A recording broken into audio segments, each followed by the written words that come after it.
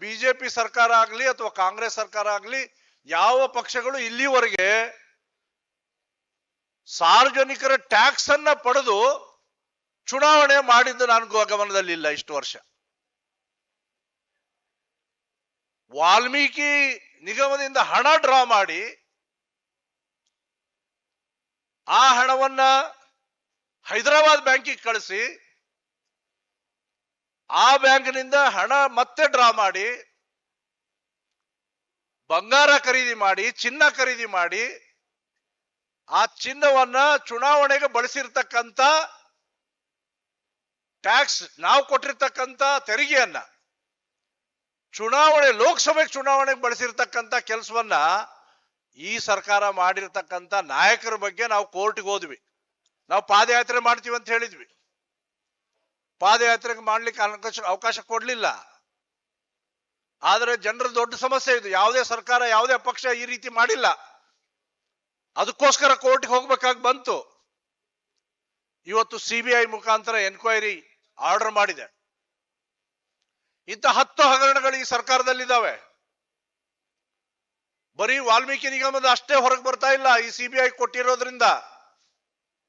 ಇನ್ನು ಬೇರೆ ಬೇರೆ ಕಾರ್ಪೊರೇಷನ್ ಏನೆಂದು ಕೂಡ ಹಣ ಡ್ರಾ ಆಗಿರ್ತಕ್ಕಂಥ ವಿಚಾರಗಳು ಗಮನಕ್ಕೆ ಬರ್ತಾ ಇದೆ. ಅಂತ ಸರ್ಕಾರದ ವಿರುದ್ಧ ಧ್ವನಿ ಎತ್ತುವಂತ ಕೆಲಸವನ್ನ ನಾವು ಮಾಡಬೇಕಾಗಿದೆ. ಪಕ್ಷವನ್ನು ಇನ್ನೂ ಬಲಪಡಿಸಬೇಕಾಗಿದೆ. ಇಲ್ಲಿ ಅನೇಕ ಜನ ಮುಖಂಡರು ಕೂತಿದ್ದಾರೆ. ಇಲ್ಲಿ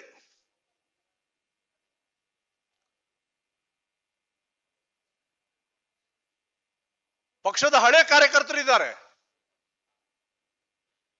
ಪಕ್ಷದ ಹೊಸ ಕಾರ್ಯಕರ್ತರು ಇದ್ದಾರೆ.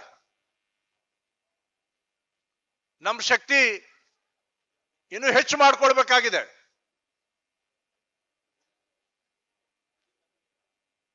ನನಗನ್ಸುತ್ತೆ ಅಂತ ಎಲ್ಲ ಶಕ್ತಿವಂತರನ್ನ ಸೇರಿಸಿ ಸಾಮಾಜಿಕ ಕೆಲಸ ಮಾಡುವಂತ ವ್ಯಕ್ತಿಗಳನ್ನ ಮುಂಬರುವ ದಿನಗಳಲ್ಲಿ ಗುರುತು ಹಚ್ಚಿ ನಾವು ಮುಂದೆ ತರಬೇಕಾಗಿರುವಂತ ಅವಶ್ಯಕತೆ ಇದೆ ಅಂತ ನಾನು ಭಾವಿಸ್ತೀನಿ.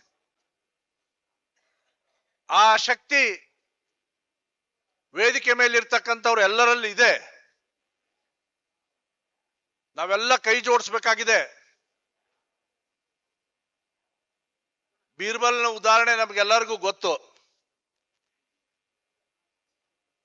ಆ ದೊಡ್ಡ ಗೆರೆ ಚಿಕ್ಕ ಗೆರೆ ಕೆಳಗೆ ದೊಡ್ಡ ಗೆರೆ ಎಳೆದ್ರೆ ಅದು ಚಿಕ್ಕದಾಗತ್ತೆ. ಈ ತರ ಸಮಸ್ಯೆ ಮಾಡುವಂತ ವ್ಯಕ್ತಿಗಳನ್ನ ಚಿಕ್ಕದು ಮಾಡ್ಬೇಕಂತ ಹೇಳಿದ್ರೆ ನಮ್ಮ ಶಕ್ತಿ ದೊಡ್ಡದಾಗ್ಬೇಕು. ಆ ದೊಡ್ಡ ಗೆರೆ ಎಳಿಬೇಕು. ಆ ದೊಡ್ಡ ಗೆರೆ ಎಳೆಯುವಂತ ಶಕ್ತಿ ಇಲ್ಲಿರ್ತಕ್ಕಂಥ ಅನೇಕರಿಗಿದೆ. ಆ ಶಕ್ತಿಯನ್ನ ಮುನ್ನಡೆಸುವಂತ ಯೋಗ್ಯತೆ, ನೇತೃತ್ವವನ್ನು ಕೊಡಬಲ್ಲಂತ ಶಕ್ತಿ ಸಿದ್ದೇಶ್ ಅವ್ರಿಗೆ ಇನ್ನೂ ಇದೆ. ಹೀಗಾಗಿ ಅವ್ರ ನೇತೃತ್ವದಲ್ಲಿ ಪಕ್ಷವನ್ನ ಬಲಪಡಿಸುವಂತ ಕೆಲಸ ನಾವೆಲ್ಲರೂ ಮಾಡೋಣ. ಸಮಯದ ಅಭಾವ ಇದೆ. ಇನ್ನೂ ಹೆಚ್ಚು ಘಟನೆಗಳು ನನಗೆ ನೆನಪಿಗೆ ಬಂದರೂ ಕೂಡ ಇಲ್ಲಿ ತಮ್ಮೊಂದಿಗೆ ಹಂಚಿಕೊಳ್ಳಿಕ್ಕೆ ಅವಕಾಶ ಆಗದೆ ಇರುವಂತಹ ಸಂದರ್ಭ ಇದು. ಯಾಕಂದ್ರೆ ಸಮಯ ಸಾಕಷ್ಟು ಆಗಿದೆ. ಆ ನಿಮಿತ್ತವಾಗಿ ಬರುವಂತ ದಿನಗಳಲ್ಲಿ ಏನು ಅಡ್ಡಿ ಆತಂಕಗಳು ನಿರ್ಮಾಣ ಆಗಿದೆ ಅವೆಲ್ಲ ದೂರ ಆಗಿ ಇನ್ನೂ ಹೆಚ್ಚು ಪಕ್ಷವನ್ನ ಸಿದ್ದೇಶ್ ಅವರ ನೇತೃತ್ವದಲ್ಲಿ, ನಮ್ಮೆಲ್ಲರ ಹರೀಶ್ ಅವರ ನೇತೃತ್ವದಲ್ಲಿ, ಇನ್ನು ಅನೇಕ ಮುಖಂಡರಿದ್ದಾರೆ, ಯಶವಂತ್ ಜಾಧವ್ ಇದ್ದಾರೆ, ಇಲ್ಲಿ ಅನೇಕ ಹಳೆಯ ಮುಖಗಳು ಕಾಣ್ತಾ ಇದಾವೆ ನನಗೆ. ಅವರೆಲ್ಲರ ನೇತೃತ್ವದಲ್ಲಿ ಪಕ್ಷವನ್ನ ಬಲಪಡಿಸುವಂತ ಕೆಲಸವನ್ನ ಮಾಡೋಣಂತೆ. ಈಗಾಗಲೇ ಹೇಳಿದ್ರಿ, ಇಲ್ಲಿ 75ನೇ ಜನ್ಮದಿನವನ್ನ ಈ ತರ ಹಾಲ್ನಲ್ಲಿ ನಾವು ಆಚರಣೆ ಮಾಡೋದು ಬೇಡ.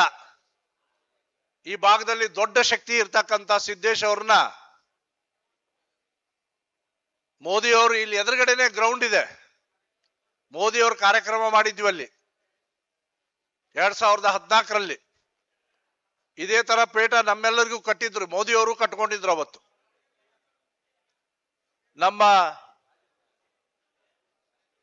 ಶಿವಶಂಕರ್ ಅವ್ರಿಗೆ ಯಾಕೋ ಕೇಸರಿ ಕಂಡ್ರೆ ಒಂದ್ ಸ್ವಲ್ಪ ಬೇಜಾರ ಆಗತ್ತೆ, ಆದ್ರೂ ಹಾಕೋತೀನಿ ಅಂತ ಹಾಕೊಂಡಿದ್ದಾರೆ.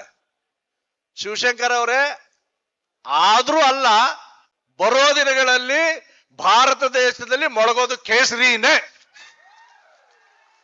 ಅದಕ್ಕೆ